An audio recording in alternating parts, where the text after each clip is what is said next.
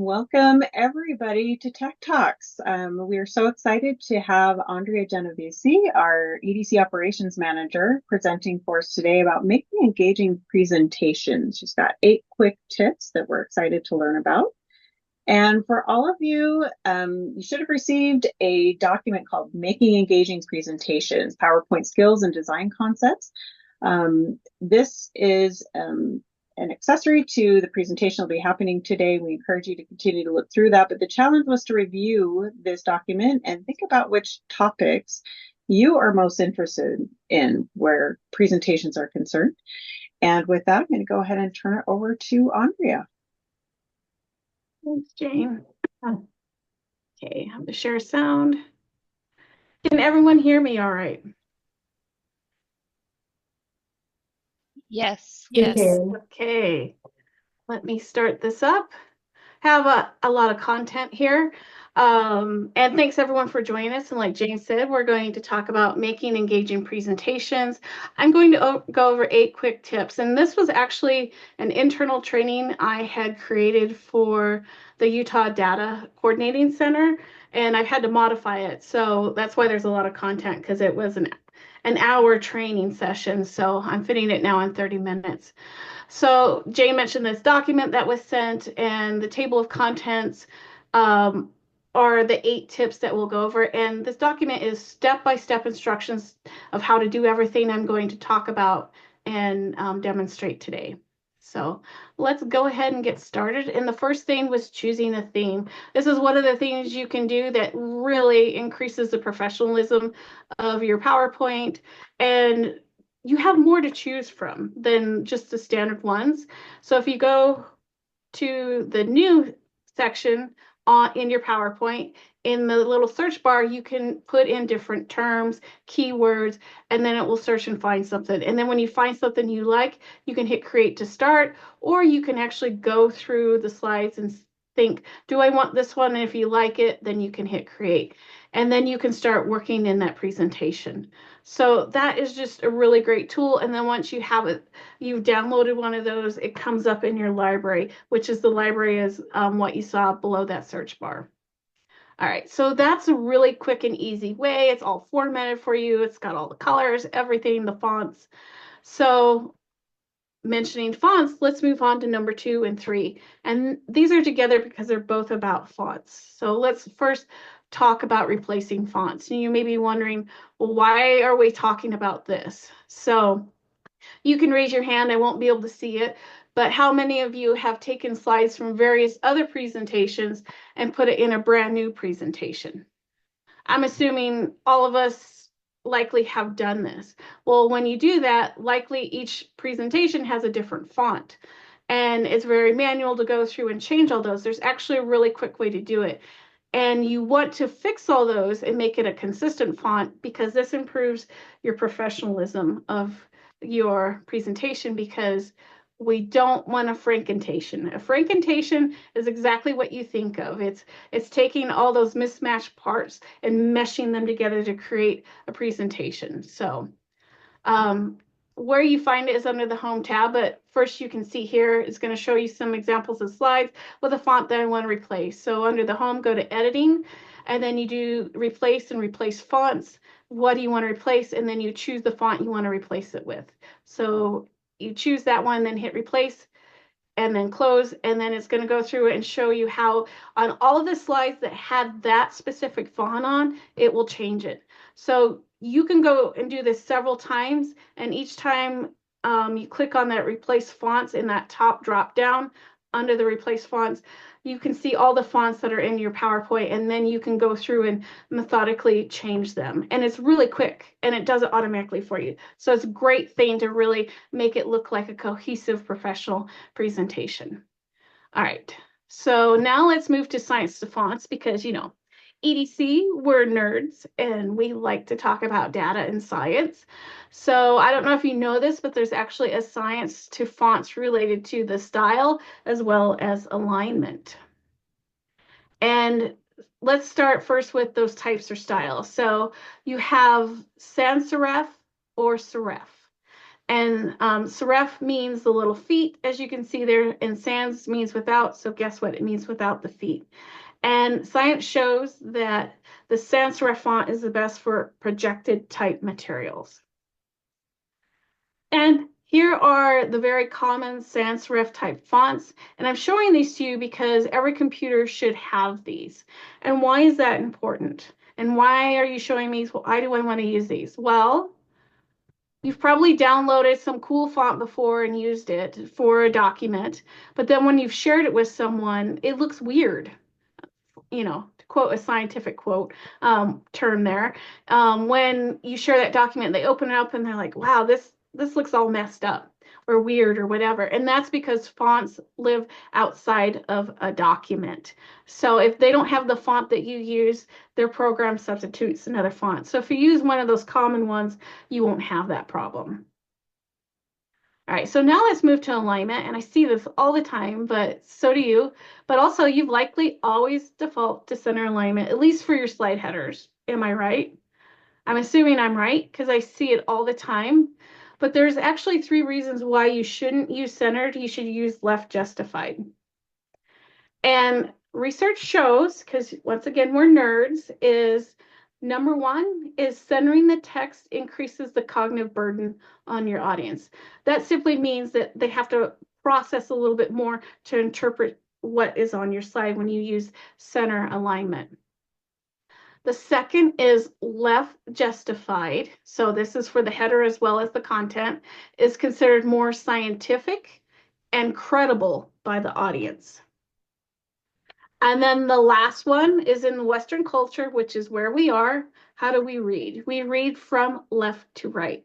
So our brains are hardwired to look at the left first. So that's why when you center it, that's ties a little bit back into that number 1, which is the cognitive burden. All right, so we've gone over fonts. If you just do those 3 things, your presentation, and you can go back and apply it to old ones, will really improve and increase its professionalism. And that's all about kind of the design, but now let's talk about the content and how to really make impactful content. And I love this. There's a presentation called Dodging Bullets, and that's what we're going to do. And this is actually a screenshot out of that presentation, and it says why bullets are a bad practice. And it's probably exactly what you're already doing. When you use bullet points, your audience reads ahead of time. And then people also tend to put a lot of text with bullets. They're boring. And also everything looks the same. So it's hard for people to remember your content. So Nancy Duarte is one of the foremost experts on how to create effective and professional presentations. Like, she's world renowned, and she says don't host a read along. And that's exactly what you're doing when you have a slide full of bullet points. And then she gives this idea of every slide should have one big idea that is showcased. That's a novel idea, right?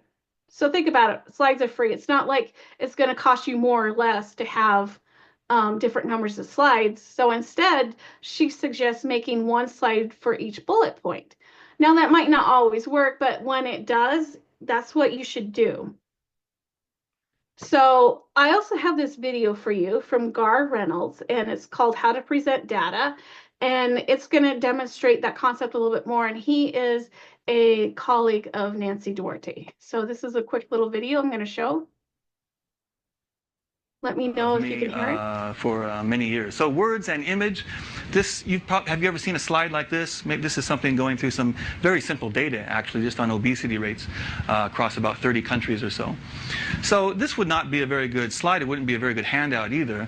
But the data is interesting. So instead of doing it this way, I don't want to tell you all about this. I put that in the handout to compare other countries. I just want to talk about Japan and vis-a-vis the USA, for example. So I don't want to do the whole thing. I just want to focus on what's important. Or it might be something like this, right? Or perhaps something like this. Again, it's the same stuff I'm talking about, but it's a more visceral, more visual way. But in the handout, I give all the details. And I may even pass the handout during Q&A, or maybe even now, so that you can refer to that later during the Q&A. This is one on Hara Hachibu. Anyone know Hara Hachibu? If I was going to talk about it, if I had a slide like this to introduce the idea, you're already reading ahead. So you're already getting there, right? So why would I do it that way? So this is not uncommon. And then the website there, which you could never possibly write down, but this is my handout, right? Except it's not a very good handout. There's not much information there. So instead I might do something like this to introduce the idea of Hara Hachibu. What is it? It just means to eat until you're 80% full. And then that's it. That's all you eat. You actually can lose a lot of weight, stay very healthy. It's wonderful and very easy to do in Japan, actually. So these are just some samples. I might do something like this. What does it mean? It doesn't mean waste food, by the way. Only take 80% of what you need and not waste. Right? Anyway, that's just one idea, one example. Again, Hara Hachibu here. So this is on the train. Before, after. Before, after. It's a simple idea, but visually, boom, you got it. And I highly recommend it. You can use it for meetings, use it for presentations. If you get an hour, take 50 minutes. If the meeting, if you got 18 minutes, take 17. Never go over. So you can apply it to many things. Of course, before, after is very effective. This was an actual slide. I won't say who, but someone used this recently, last year. It's hard to believe. We could take this kind of thing.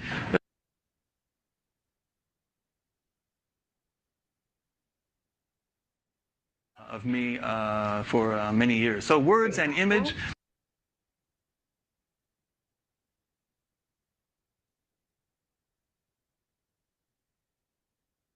Highly recommend it. You can use it for meetings, use it for presentations. If you get an hour, take 50 minutes. If the meeting, if you got 18 minutes, take 17. Never go over. So you can apply it to many things. Of course, before, after is very effective. This was an actual slide. I won't say who, but someone used this recently, last year. It's hard to believe. We could take this kind of thing. It looks much better this way, very easy to understand. Same data, actually. Very easy to compare instantly. You don't have to use a pie chart for this kind of data.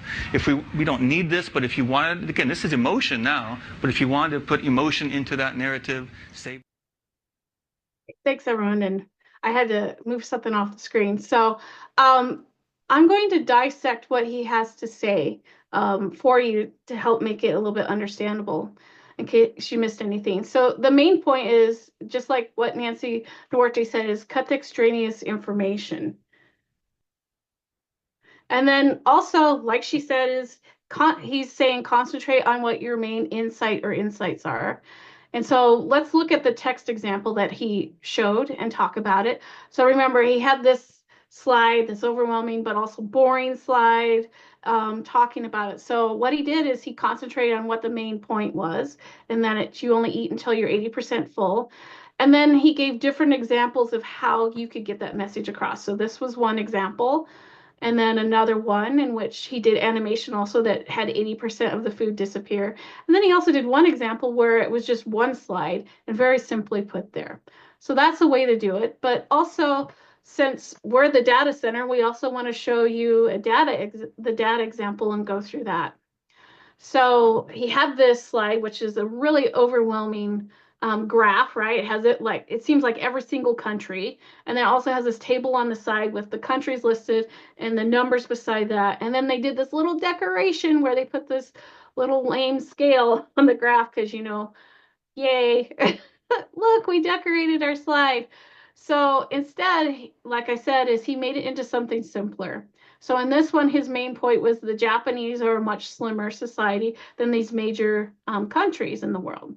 And then here's another example. It's a different insight, and it's about healthy weight and the percentages in the United States. He took that and made it slightly different, and also then had a little bit more data with it. And they're all very graphical, and they evoke an emotion when you see them. So that is a way that you can change your data, but sometimes you really need to use a graph. But people make so many mistakes when they make their graphs. So I'm also going to show you this video.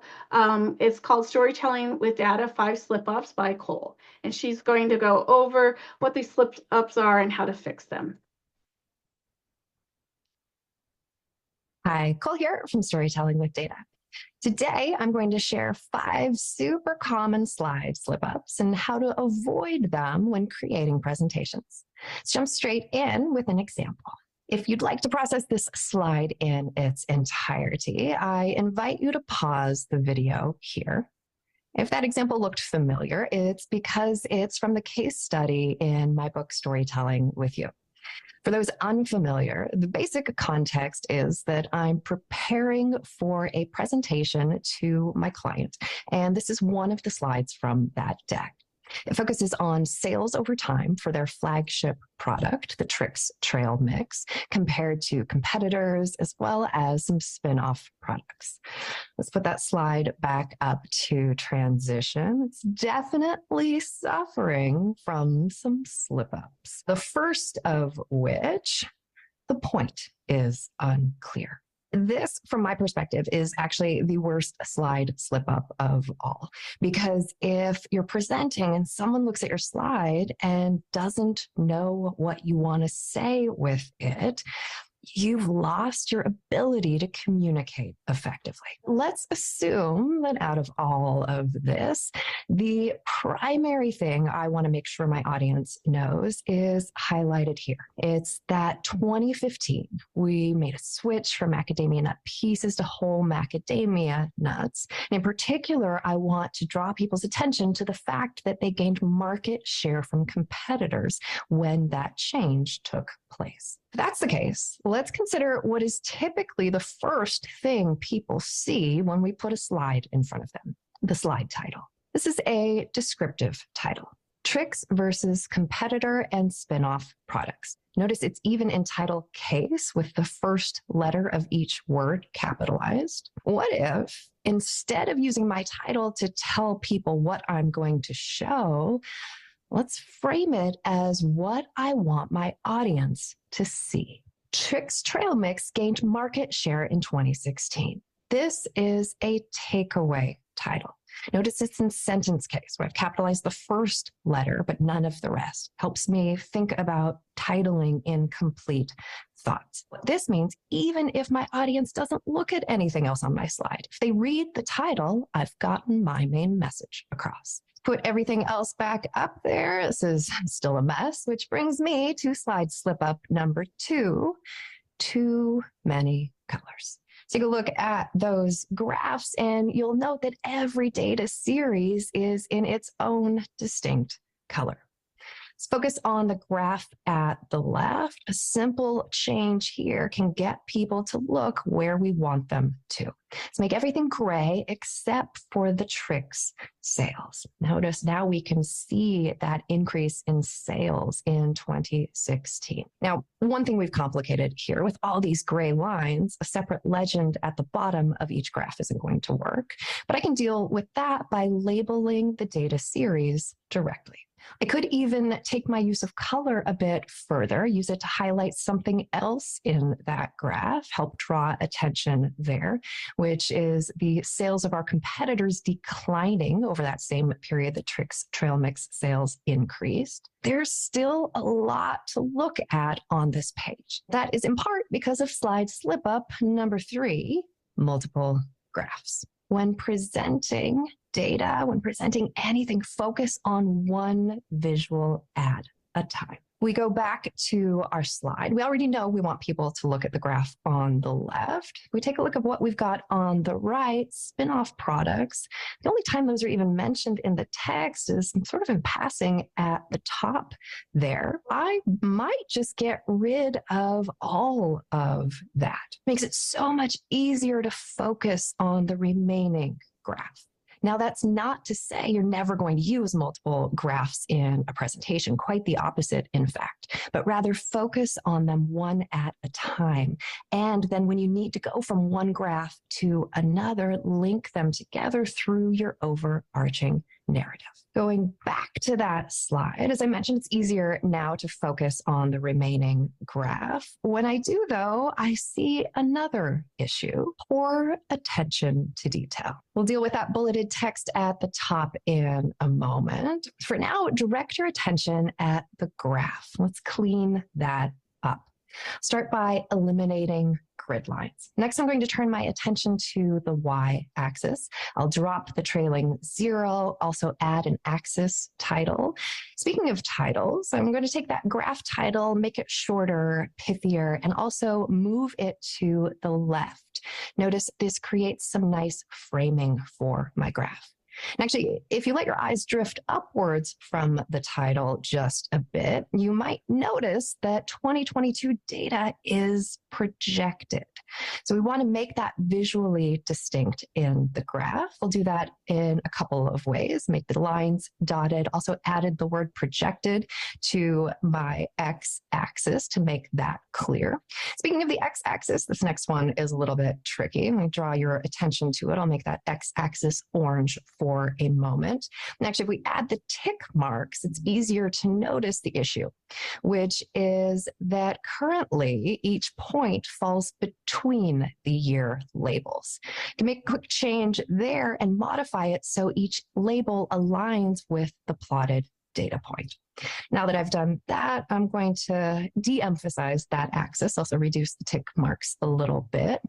And now that I do so, I realize I'm actually missing a y-axis line, so I'll add that with the respective tick marks. Now, you won't always need axis lines. There will absolutely be cases where you opt to remove those. Here, though, I like them because of the framing, the structure that they provide for my graph. The graph at this point is looking pretty good, but taking a step back, there's one remaining issue with this slide: too much text.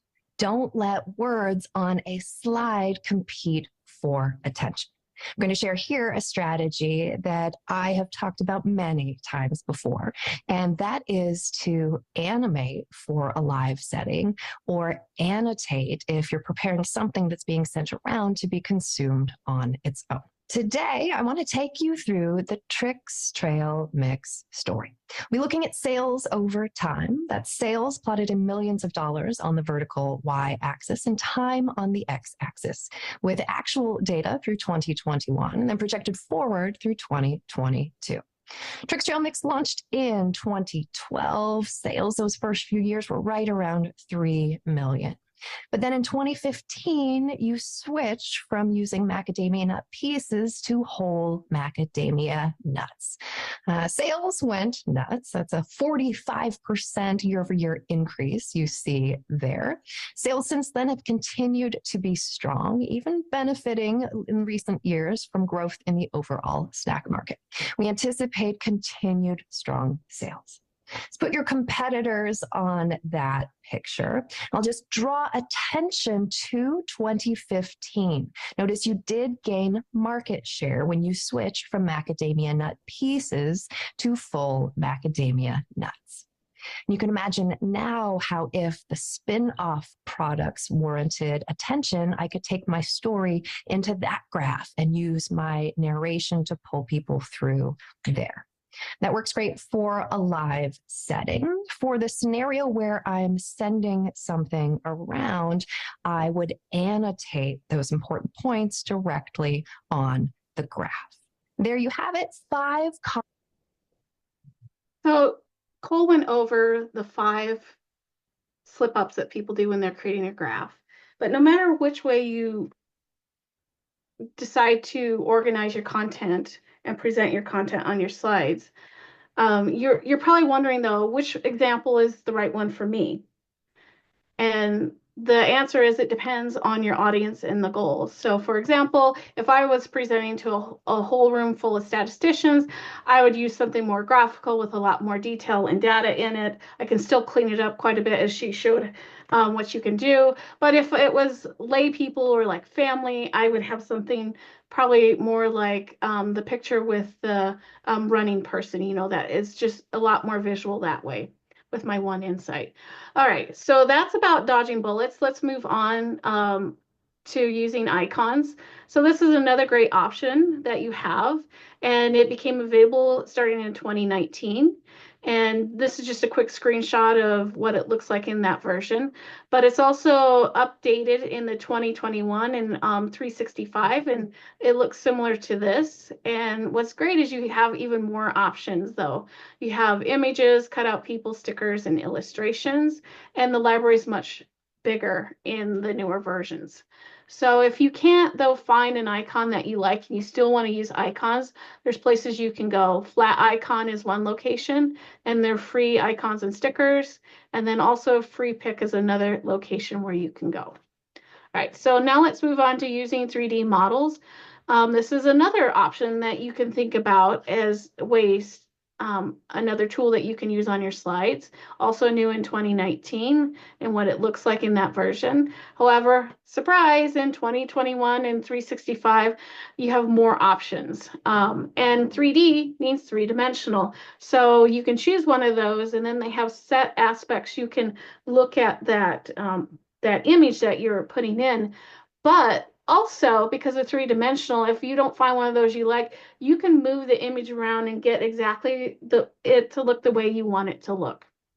All right, so I'm excited to see this and have access to this, which I currently don't, but according to at least January 2023, when I originally did this training, if you have 365, it has a little running person, and if it does, it means it's animated.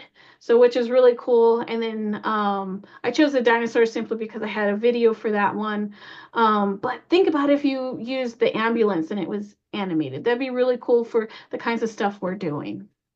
All right, so now let's move on to number 7, which is free high quality images, because sometimes I just need an image, right? An icon won't work, a 3D won't work. So I need an image. Where can I go? Well, there's 2 websites that we often go to. One is Pixabay, and it has royalty-free and free images, but not only images, meaning photos, it also has illustrations, vectors, videos, music, sound effects, and GIFs. And then another website that is an option for you is Pexels, and once again, they're also free. But think about this, though. Whatever website you use to get an image, don't do what you see on here. Don't just decorate your slide, meaning how many times have we seen this? A slide and it has the title, has a bullet point, which, you know, we already talked about dodging bullets. And then it has this little picture usually up in the right-hand corner, which is you're decorating your slide. Instead, design it.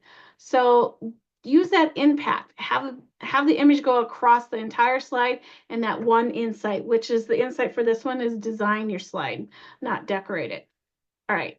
So I'm going to move on now to number 8. I'm trying to move quickly because I want to honor your time.